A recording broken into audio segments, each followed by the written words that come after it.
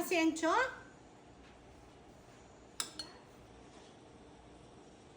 Mama, ano ulam? Ang ulam natin today is creamy baked salmon ala Contis. Ready? Tikman na natin. Right there. Caramel. Sobrang init. Nathan to, ito before tuna. Tuna, now salmon.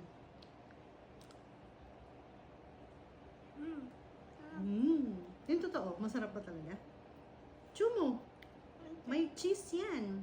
May Parmesan cheese, creamy. Kid approve. Healthy sa'yo yung salmon.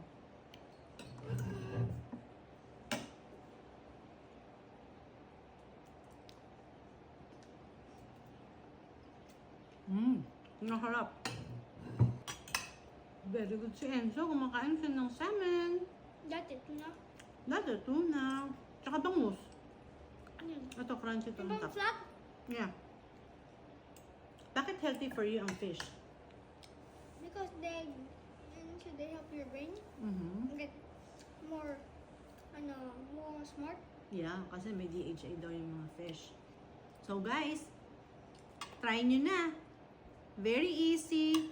Cream cheese lang with garlic and whatever seasoning you want. Bake it and then don't forget to put yung cheese on top at saka yung breadcrumbs to make it crunchy.